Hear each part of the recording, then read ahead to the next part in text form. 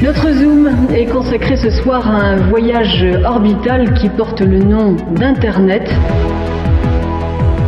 La visiophonie, le son et l'image, c'est le dernier cri de l'Internet. Il y a un an, je vous parlais dans une chronique de la chaîne YouTube Révisons nos classiques. Avec Florian, nous avons pu rencontrer Guillaume Benoît, le vidéaste à l'origine de cette chaîne. Au micro de Syllab, il nous parlera de YouTube, de vulgarisation et évidemment de musique classique.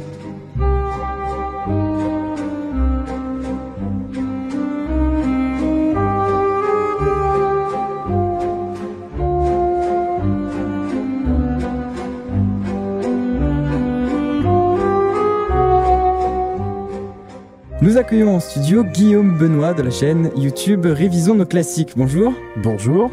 Alors Révisons nos classiques, c'est une chaîne qui nous parle de musique classique de façon assez originale. Je pense notamment au format principal dans lequel on a régulièrement des passages illustrés par des scènes de vie du compositeur dont tu parles. Pourquoi avoir choisi cette façon plutôt peu commune de nous parler de musique classique ? Déjà parce que ça m'éclate pas mal de faire appel à des comédiens, d'avoir des décors, de beaux costumes et donc de beaux décors aussi.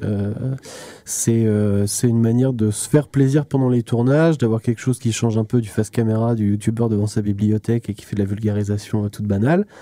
Même des très très gros youtubeurs d'ailleurs qui se mettent pas vraiment en danger. C'est une manière de se mettre en danger et puis de réussir, de permettre un peu aux spectateurs de remettre dans un contexte historique aussi un peu plus précisément ce dont on parle. Avec, on essaie toujours d'être le plus raccord possible avec des décors d'époque, des costumes qui se rapprochent des photos qu'on voit des compositeurs, des portraits, des gravures, des tableaux, etc. Donc voilà, c'est un petit kiff personnel qui me coûte un peu cher, mais je trouve que c'est plus agréable et plus marquant dans le sens où j'espère qu'après visionnage, le spectateur va se dire en entendant une musique après, tiens ça, j'ai telle image de Révision classique dans la tête et je sais que c'était le compositeur. C'est peut-être un moyen de rendre plus accessible aussi du coup. Voilà, et puis de donner un autre biais de mémorisation autre que les films ou les publicités, où quand on entend la valse des fleurs, on se dit pas « Ah oui, c'est le PQ Lotus » ou autre marque qu'il faudrait citer pour avoir les trois et la concurrence. Et puis, ça change aussi de la musique des assurances pour Shostakovich. Est-ce que tu peux nous expliquer un peu comment ça s'organise le tournage d'un gros épisode, par exemple ? Comment tu fais ? Alors, pour un Révision nos classiques, tout commence par une bonne période de recherche et de recoupage des sources, déjà pour que j'ai un script à peu près clean, script que je retouche et termine souvent dans la nuit avant le tournage.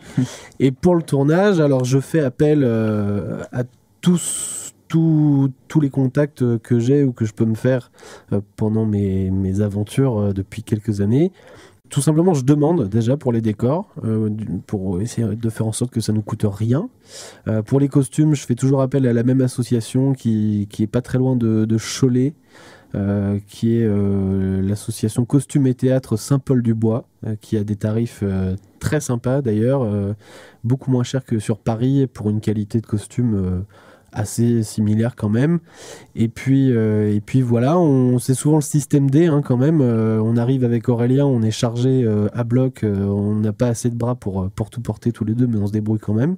Et puis voilà, on met tout en boîte dans la journée et puis on repart comme on est venu. Comme tu l'as dit, c'est un projet très personnel. Est-ce que c'est pas compliqué de faire appel, de réunir une équipe autour de toi, autour de ce projet ? C'est compliqué, c'est pour ça qu'on n'est que deux. La plupart du temps, il n'y a que Aurélien, mon chéri Aurélien Levenbruck et moi. Moi, je fais tout ce qui est écriture, mise en scène, recherche, documentation, etc. Et lui s'occupe de tout l'aspect technique avec la caméra, le son, les lumières. Quand on a un petit peu de budget, quand on fait une OP sponsorisée entre guillemets ou qu'on a un partenaire financier, on souvent fait appel à un ami qui est chef opérateur aussi. Et puis si vraiment c'est l'Eldorado, alors là on appelle quelqu'un pour le son parce que c'est encore notre petit point faible, on s'entend, on entend bien ce qu'on raconte, mais la prise n'est pas toujours parfaite. Mais comment tu fais pour garder le contrôle quand même sur un projet qui prend de l'ampleur quand même? T'es très entouré. Oui. Donc, comment t'arrives à garder la tête froide, on va dire, et surtout voilà, à tenir les rênes du tournage? Bah en fait, il y a des moments où je garde pas la tête froide du tout.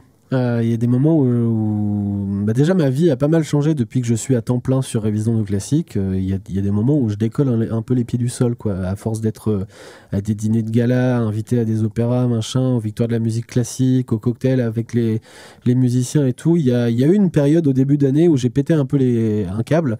Je touchais plus le sol et heureusement j'ai un entourage qui est là et qui me dit Guillaume, oublie pas d'où tu viens quand même. Et c'est très important et ça m'a fait du bien en fait ce petit coup de moins bien. Ça m'a permis de me reconcentrer un peu sur ce que je faisais, de me réorganiser et de me calmer parce que j'étais tous les jours à Paris, j'en mets plus à Paris que chez moi alors que j'ai toujours refusé la vie parisienne et j'ai surtout pas envie de vivre là-bas et de vivre comme un Parisien. Mais plus tu fréquentes les beaux quartiers et en fait j'étais en train de devenir mon propre ennemi, quoi. Je devenais les personnes sur qui je crachais tout le temps en bonne bobo gauchiasse que je suis. Et donc voilà, heureusement que j'avais mon entourage et je garde le contrôle quand même sur mes productions parce que je délègue rien et que si les personnes avec qui je travaille veulent pas travailler comme je veux, et ben je travaille pas avec. Et voilà, donc c'est mes conditions ou rien. Je me prends pas la tête avec les gens qui veulent imposer leur truc ou qui veulent m'ennuyer, clairement, qui me ralentissent. Je les laisse sur le bord de la route parce que quand j'ai commencé, on m'a trop souvent pris pour un panneau publicitaire alors que c'est pas le cas. Donc les gens qui cherchent que leur intérêt dans une collaboration, c'est pas la peine. Moi je sais où je vais, je sais comment ça va être et à quoi ça va ressembler, donc c'est soit on me fait confiance, soit salut, quoi. Je pense à ta dernière vidéo sur Kubrick, ce qui est différente parce qu'elle parle un peu plus de cinéma. Est-ce que tu as pour projet d'en faire plus, des comme ça qui sortent un petit peu de la musique classique en étant toujours rattachés? Oui, parler de cinéma, c'est une chose qui me plaît beaucoup aussi. Alors, je suis pas un expert en cinéma, mais je suis assez cinéphile quand même. Et les compositeurs de musique de film, c'est vraiment mon dada. Moi, j'ai un projet sur Ennio Morricone en ce moment qui est en pleine écriture. Je sais pas quand il aboutira parce que au niveau des deadlines et tout ça, du timing, je suis toujours très très mauvais. Quand j'annonce une date de sortie, c'est souvent un an plus tard.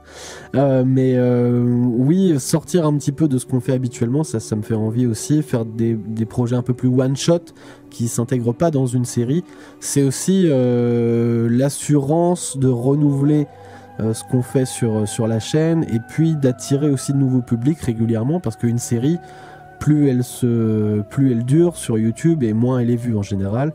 Donc faire quelque chose qui sort du cadre habituel, c'est aussi l'assurance de redonner un petit coup de jeune à la chaîne, un nouveau souffle et j'espère pouvoir ponctuer la chaîne YouTube de projets de ce genre.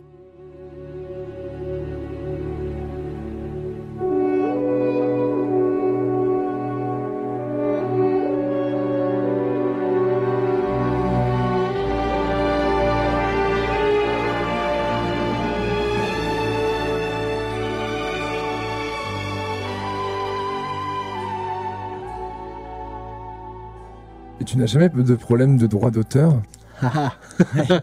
Alors si, sur chaque vidéo, en fait, j'ai des soucis de droit d'auteur. Il y en a beaucoup qui ont été démonétisés, mais la chance que j'ai, et ça c'est le petit secret de fabrique maintenant de la chaîne, c'est qu'on a sorti en octobre 2018 une compilation avec Warner qui s'appelle Révision de Classique. Et dans notre contrat, alors je devrais pas en parler, hein, mais bon, tant pis, j'ai demandé à Warner de whitelister, enfin de lever toutes les revendications liées aux droits d'auteur qu'on a dans les vidéos de Révision de Classique, ce qui fait qu'en contrepartie, je n'utilise que des morceaux du catalogue Warner, et Warner enlève toute revendication concernant les droits et me permet de conserver ma monétisation.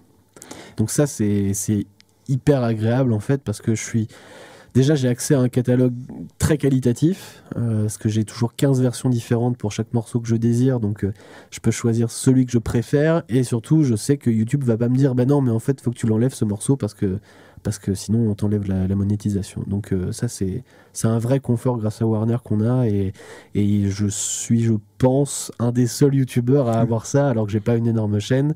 Donc c'est un gros kiff. Justement, la compilation, j'allais y venir parce que c'est au final le succès de ta chaîne qui t'a permis de pouvoir... Un succès relatif. Mais de pouvoir quand même sortir une compile, ce qui est pas anodin. Tu peux nous raconter un peu plus en détail comment ça s'est passé ? Oui, alors c'est très simple, ça va durer 10 secondes. Le directeur de Warner m'a appelé, il m'a dit « Hey, tu veux sortir une compile ?» J'ai dit oui, et voilà. c'est pas venu de toi, c'était pas une envie personnelle. Non, alors moi j'avais pour projet de sortir quelque chose comme un livre ou un album, un de ces quatre, révision de classiques. C'est arrivé plus tôt que prévu, donc c'est assez chouette. En plus Warner c'est pas un petit label, c'est vraiment une belle institution. Enfin c'est Erato en France, Warner Classics, et oui c'est eux qui m'ont contacté. Et donc j'étais assez surpris, on s'est rencontrés dans leurs locaux à Paris. Il faisait très beau, très chaud d'ailleurs ce jour-là. On était dans la cour intérieure de leurs locaux. Et il y a Bertrand Chamaillou qui est arrivé, qui est un super pianiste, qui est venu vers moi directement, qui m'a reconnu avant que je le reconnaisse. Ça, c'était assez incroyable. Et puis 2 minutes après, le contrat était sorti. Enfin, le contrat. Les prémices en tout cas du contrat étaient établies. Et voilà, on est parti là-dessus. Ensuite, ça a pris 3-4 mois à préparer tout ça, écrire le livret, choisir les morceaux. Et puis après, il y avait la production évidemment des CD, et c'est sorti en octobre dernier. Ok. Tu es satisfait de la plateforme YouTube, de travailler dessus? Pour toi, c'est le format que tu recherchais? Le format, oui. Enfin, YouTube, c'est très compliqué quand même, parce qu'on va pas se mentir, c'est difficile de se retrouver en avant. Moi, je suis pas du tout du genre à forcer l'humour pour plaire, ou à faire tout ce qu'il faut pour être en tendance. Faut dire aussi que je parle d'un sujet un peu de niche, la musique classique, ça vient pas de soi-même. Quand on va se balader sur YouTube, on se dit pas tiens, est-ce qu'il y a une émission qui parle de musique classique? Non, pas du tout. Donc j'essaie de faire ce qui me plaît à moi déjà, en espérant que ça plaise aux spectateurs, mais aussi aux autres vulgarisateurs. J'essaie un petit peu de me rapprocher des formules de certains dans la construction. C'est pas toujours simple. Il y en a qui sont des modèles, genre Léo de Dirty Biology. C'est vraiment un exemple à suivre pour tout vulgarisateur en termes d'écriture, de ton, de technique aussi. C'est assez impressionnant.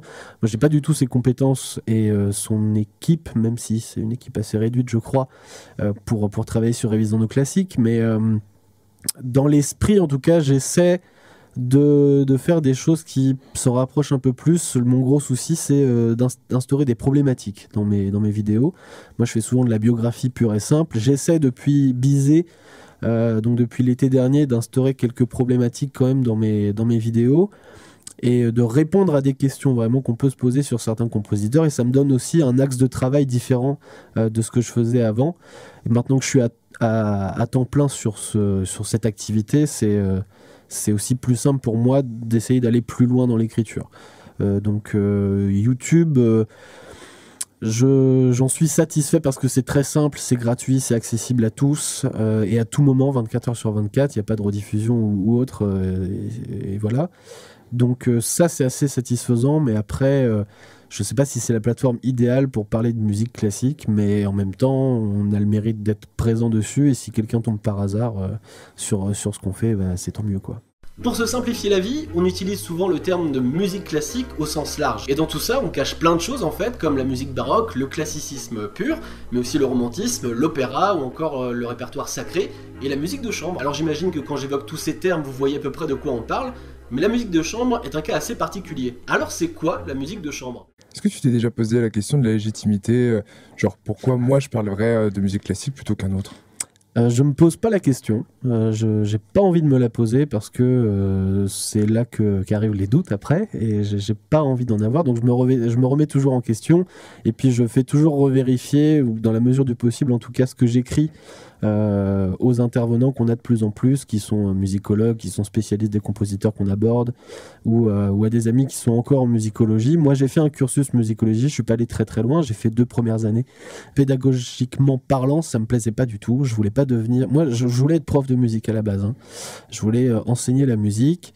Je suis un gros baroqueux d'ailleurs, donc j'espérais être intervenant en université aussi sur le baroque, et arrivé à la fac, je me suis dit non, mais je veux pas devenir ce genre d'enseignant, c'est juste pas possible, c'est du cours magistral, ça me gonfle, le prof il arrive, il débite son truc, et puis si t'as pas le temps de noter, tant pis pour toi, à la fin du cours il s'en va parce qu'il a pas le temps de répondre à tes questions, parce que lui évidemment il habite à Paris, donc il prend son train, c'est juste ultra relou, enfin je suis désolé, je dis ça sur une radio basée sur un campus universitaire, mais la fac c'est nul.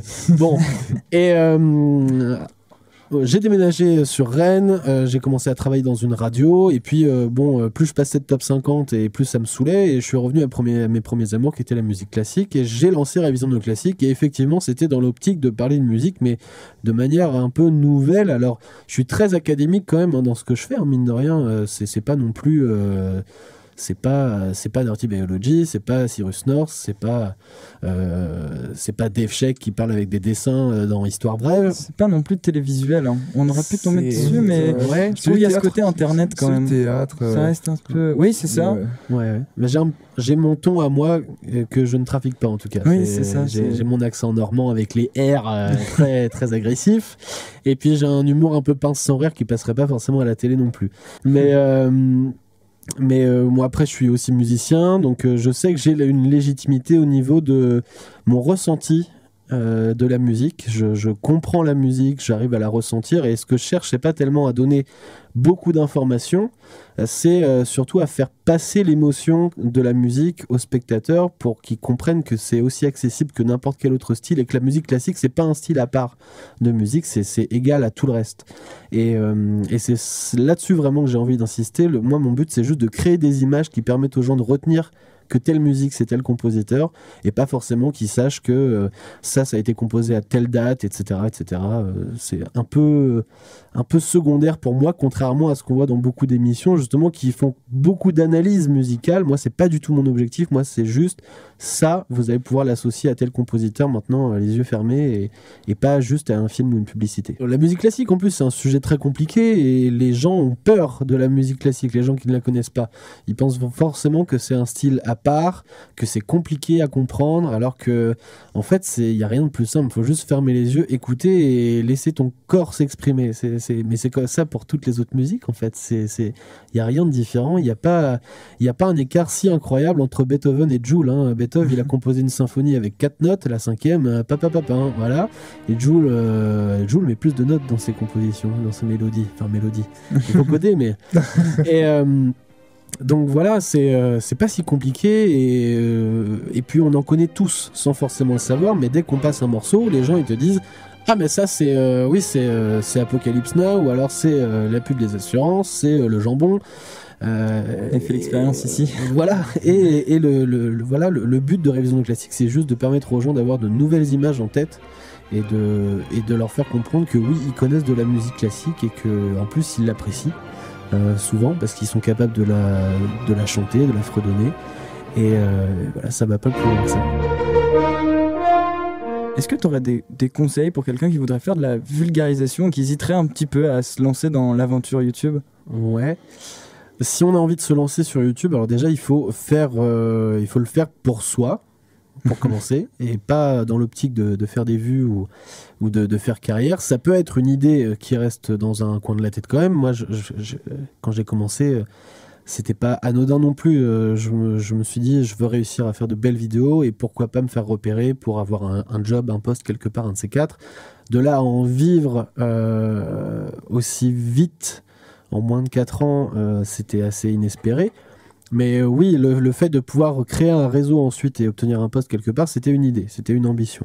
Après, j'ai quand même commencé avec des tout petits moyens et en faisant des vidéos franchement pourries. Mais je les faisais pour moi et parce que ça me faisait kiffer surtout. Et puis, il faut, quand on fait de la vulgarisation, il faut pas hésiter à demander de l'aide aux autres, ou aller solliciter des personnes qui ont une légitimité qu'on n'a pas encore au début, et faire relire ses scripts, faire recouper ses sources. Surtout, il faut... Quand je commence l'écriture, je vais toujours sur Wikipédia parce que c'est le plus simple, et puis souvent pour la musique classique, c'est assez complet et précis.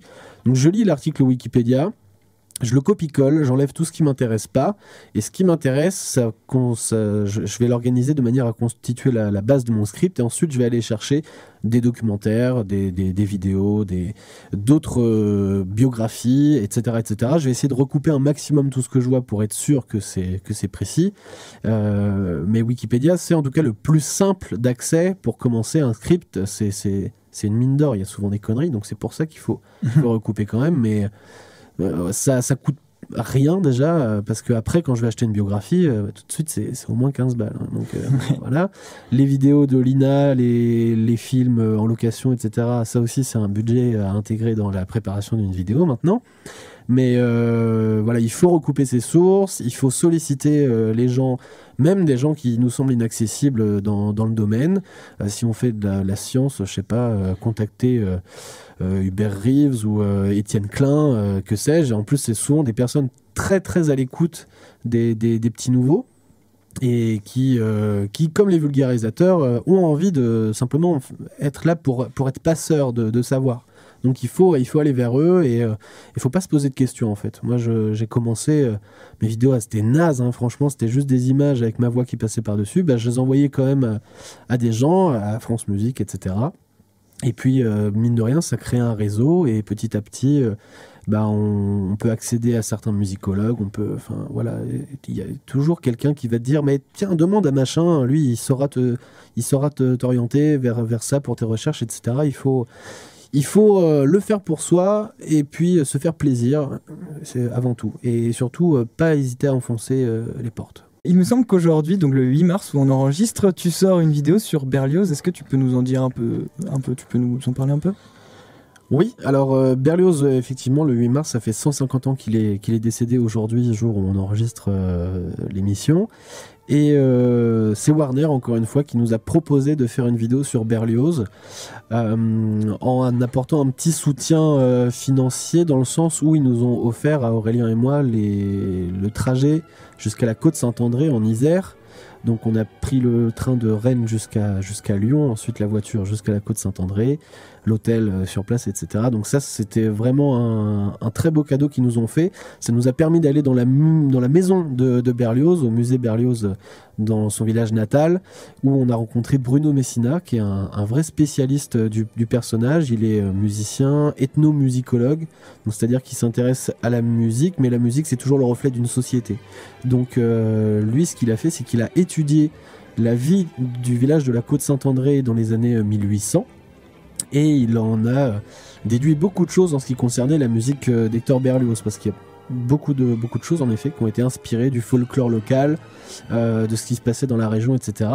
Et il a même une théorie sur la symphonie fantastique et la marche au supplice qui coïncide avec une exécution, l'une des dernières exécutions qui avait eu lieu dans la jeunesse de Berlioz. C'est assez phénoménal. Il en parle dans la vidéo, et puis dans pas mal d'interviews qu'il a donné aussi. Tout s'est déroulé vraiment comme sur des roulettes, alors que j'étais pas spécialement convaincu de mon script. Parce que j'ai un petit peu changé la formule, j'ai vraiment pas parlé de sa musique là, ou en tout cas très très peu. Il n'y a pas de passage où il y a des extraits musicaux, il n'y en a pas vraiment. Là, on s'intéressait vraiment à 3 axes de la vie de Berlioz: son enfance, ses inventions, parce qu'il a beaucoup apporté à la musique, et c'est lui qui a créé l'orchestre moderne, l'orchestre comme on le connaît aujourd'hui. C'est lui qui a créé les festivals, c'est lui qui a inventé la spatialisation du son, la spectacularisation, les programmes qu'on a maintenant dans chaque concert. C'est Berlioz qui a commencé le premier à faire des œuvres à programme. Et puis le troisième point, c'était l'amour surtout. Ça a été vraiment le moteur tout au long de sa vie, avec 3 grands amours. Estelle, qu'il a connue à 12 ans et qui était son premier et dernier amour, qu'il a revu à la toute fin de sa vie. On a monté une scène autour de ça, Il y a eu Harriet Smithson aussi, qui était une chanteuse irlandaise, une comédienne irlandaise qui était géniale dans Shakespeare à l'époque à Paris. Il en est tombé amoureux, il lui a fait la cour pendant 5 ans et quand il a créé la symphonie fantastique pour elle, là ça y est, elle a accepté de l'épouser. Et puis il y a eu Marie, sa dernière femme, qu'il a vécu 20 ans, qui était une relation qui a commencé en parallèle de celle d'Harriet. Il a d'ailleurs dit que sa première femme était morte alors que pas du tout. Et voilà, on parle de l'amour et on a fait appel pour ça à Frédéric Baboulas, qui est le papa de l'internet sur YouTube. Enfin, il faisait des vidéos il y a quelques temps. Oui. On l'a vu dans pas mal de vidéos d'In the Panda ou d'Antoine Daniel. Fujix Guru. Oui, Fujix Guru sur Twitter. Okay. Et Béatrice Michel, c'est une comédienne qui joue Estelle, donc dans la vidéo. Béatrice, elle a joué avec Bernard Blier dans le film Les Acteurs. Elle a joué avec Mathieu Amalric dans Les Fantômes d'Ismaël de Desplechin. Elle a joué dans Ensemble c'est tout aussi, et dans pas mal de films depuis une bonne vingtaine d'années maintenant. Et elle nous a fait ce cadeau de venir participer à la vidéo pour une toute petite scène. On lui a pris une après-midi et elle était super heureuse de le faire. Et voilà, donc on a vraiment du beau monde. On a Bruno Messina, le musée Berlioz, on a Warner, on a la Fondation Saint-Ger-Polignac, on a une actrice formidable et Fred qui est un ami. Donc il y a beaucoup de choses qui m'ont fait plaisir dans cette vidéo. Et puis la vie de Berlioz, plus je l'ai découvert et plus je me suis retrouvé un peu dedans. Donc il y a beaucoup de moi en fait dans cette vidéo. Donc je suis très content qu'elle sorte et j'espère qu'elle plaira parce qu'elle change un petit peu des précédentes quand même. Mais et c'est ça, être vidéaste sur Internet, c'est liberté, rigueur et exigence. On retrouve tout ça sur la chaîne YouTube Révisons nos classiques. Merci Guillaume. Merci de l'invitation.